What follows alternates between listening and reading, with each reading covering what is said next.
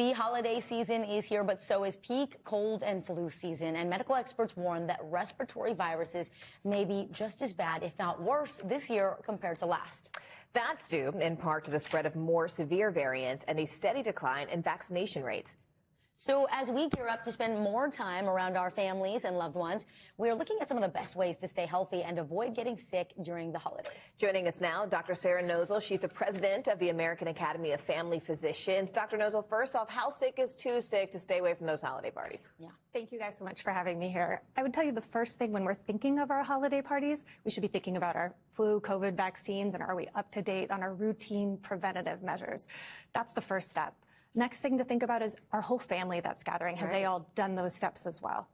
Also, even when you're not feeling sick, you can spread germs. Actually, you're the most contagious the day before you start having symptoms. So who are you going to visit?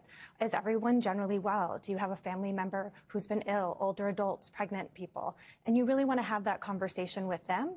And depending on how your symptoms are, be honest with your family. I just was with someone who was ill. I'm thinking, is it okay if I join you guys so that you guys can have an honest discussion? Have that on your mind, I guess. Don't wait for symptoms to show up.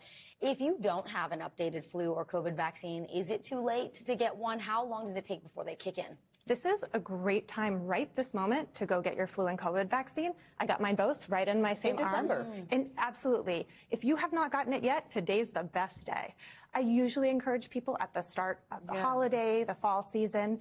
It will be effective in a couple of weeks. It takes about 2 weeks to be fully effective. The sooner you vaccinate, the sooner you'll have that protection in place. I love a good preventative measure. I mean, besides their vaccinations, is there anything else we can do to prevent getting sick? Absolutely. In my home, you walk into my house, first thing we're going to do is wash our hands. Amen. Yes. We're going to be really Take thoughtful. off those shoes. Yeah, take off those shoes. Be really thoughtful about touching your nose and face.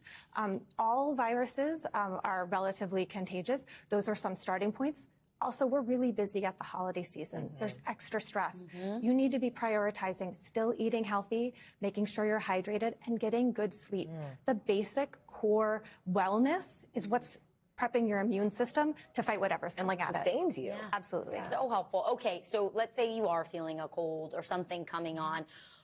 Does it help if you take that Z-Pack, some zinc, some extra vitamin C? What do you do, doctor? Well, definitely for a virus, you don't want to take a Z-Pack because those are antibiotics that will only work for bacteria. But what we're really seeing are mostly viruses going around.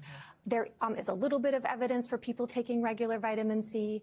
There is a little bit of evidence for saline, so salt water washes done appropriately. Talk to your family doctor. Love those. But those pieces, if you start to feel a little sick, and if you know you're going to gather, call your family members. If you have individuals in your family who are immunocompromised, who are receiving chemotherapy, it may be a holiday you have to pass up. Yeah. Oh, okay. Even if you wear a mask?